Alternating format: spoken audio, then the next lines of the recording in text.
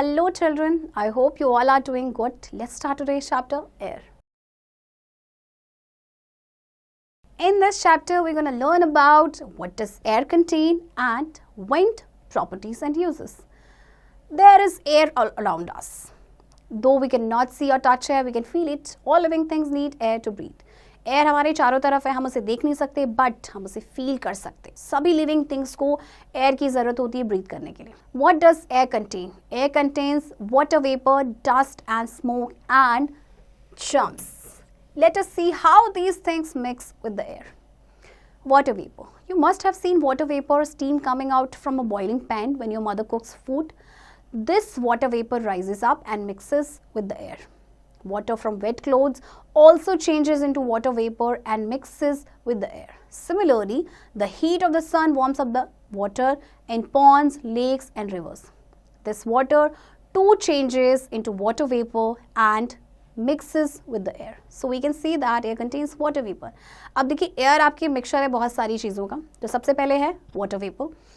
जब आपकी मम्मी खाना बनाती हैं तो आपने देखा होगा कि स्टीम उसमें से निकलती है ना. तो जो वाटर वेपर राइज होता है फिर एयर के साथ मिक्स हो जाता है. आपके गीले जो कपड़े होते हैं वो ड्राई हो जाते हैं. वो पानी कहाँ जाता है? वो पानी एक्चुअली आपका मिक्स हो जाता है एयर के साथ. इसी तरह से जो हीट है सन की वो वाटर को वार्म करती है, जो आपके पॉन्ड्स में होते हैं, जो लेक्स में होते हैं. तो ये वाटर भी आपका किस में कन्वर्ट हो जाता है? वाटर वेपर में, और एयर के साथ मिक्स हो जाता है. तो इसलिए हम कह सकते हैं कि एयर में आपके क्या होते हैं? Water vapour. Do you know if you weigh all the air in a big room, it would weigh about 70 kg.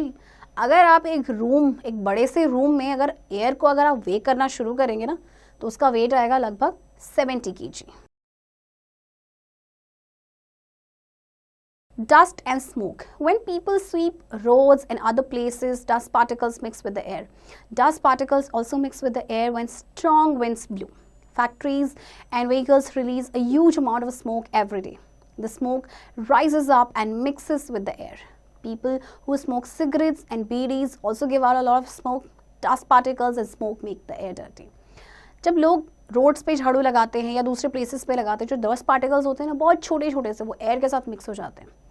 अब क्या होता है कि फैक्ट्रीज या व्हीकल्स हैं उनमें से भी स्मोक निकलता है काफ़ी सारा. तो ये स्मोक भी राइज अप होता है, एयर के साथ मिक्स हो जाता है.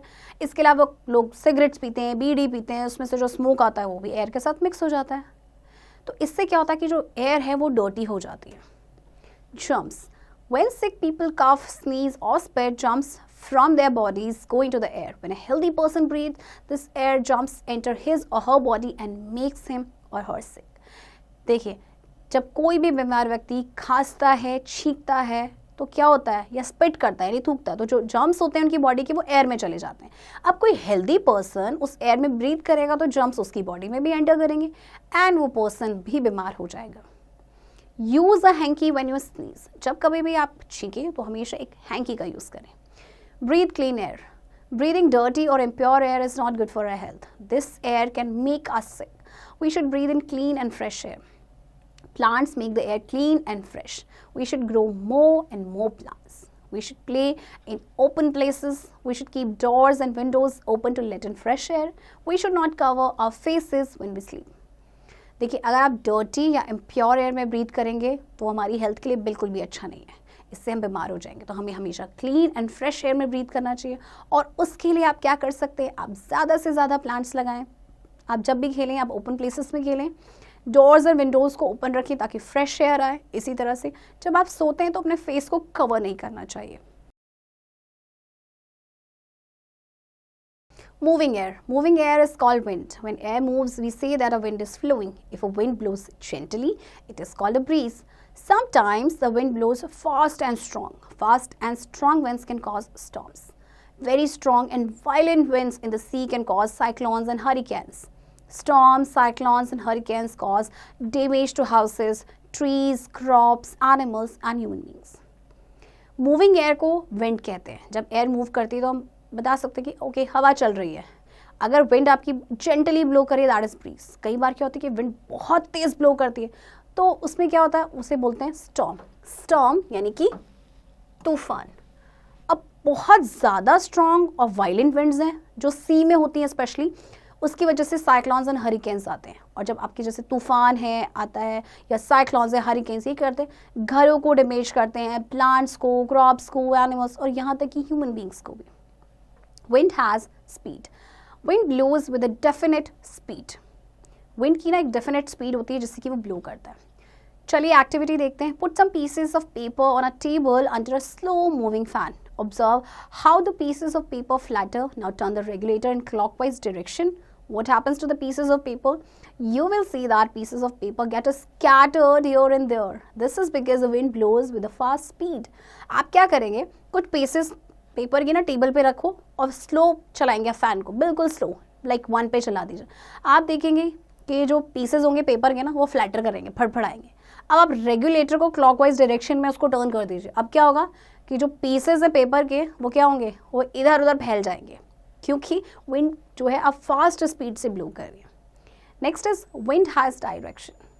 Take a handful of sand, raise your hand, drop the sand on the ground slowly, see which way the sand falls. If the sand falls on one side, it shows that the wind is blowing in that direction. If it falls straight on the ground, it means no wind is blowing. आप क्या करेंगे, एक मुट्ठी भर रेत लेंगे, अपना हाथ उठाएंगे एंड देन ड्रॉप करेंगे सैंड को स्लोली। अब आप देखेंगे कि किस तरह से जो है सैंड फॉल कर रही है। If the sand falls on one side, अगर सैंड एक तरफ गिरती है दैट मीन्स विंड जो है उस डायरेक्शन में ब्लो कर रही है। अगर आपकी जो सैंड है एकदम स्ट्रेट चली जाती है ग्राउंड में, इसका मतलब no wind is blowing. Weathercock. Look at the picture. This is a weathercock. See, this is weathercock. It is fixed high up on a building. The beak of the cock shows us the direction in which the wind blows. You can also tell which way the wind is blowing by holding up a ribbon. The direction in which the ribbon flutters shows the direction of the wind. ये weathercock है, ये generally buildings में लगाई जाती है, बिल्कुल high है। तो ये जो बीक होती है कॉक की वो शो करता है कि विंड कौन से डायरेक्शन में ब्लो कर रही है। इसके अलावा आप भी बता सकते हैं, आप एक रिबन को होल्ड कर लीजिए, जिस डायरेक्शन में रिबन फ्लटर करेगा यानी उस डायरेक्शन में विंड फ्लो कर रही है। Uses of wind. Wind is very useful for us. It can do many things for us. Wind moves a glider, wind makes a boat sail, wind runs a windmill, wind helps us fly a kite. Wind helps to dry wet clothes. Wind carries small seeds to distant places which further grow in plants and trees. Winds also help in winnowing. Okay, अब wind काफ़ी useful होती है। देखिए ये examples तो आपने देखी ली कि किस तरह से विंड हेल्पफुल है। इसके अलावा हमारे कपड़े सूखते हैं, वाटर अपने साथ सीड्स को कैरी करते हैं छोटे छोटे और दूसरे प्लेस पे चले जाते हैं जहाँ पे वो नया प्लांट बन जाता है। विनोइंग में भी आपकी जो विंड है वो हेल्प करती है। ये विनोइंग देखिए इस तरह से। Let us remember, air contains water vapor, dust and smoke and germs. Moving air is called wind. Wind blows with the speed. Wind blows in a definite direction. Wind is very useful to us. Air में आपके होते हैं vapor, water vapor, dust, smoke and germs. Moving air को कहते हैं wind और wind एक speed के साथ blow करती है। Wind हमेशा एक definite direction में blow करती है और wind हम सभी के लिए बहुत useful है। सो चिल्ड्रन, आई होप आपको ये चैप्टर समझ आया होगा। इस चैप्टर की प्रैक्टिस अब आप खुद से करेंगे।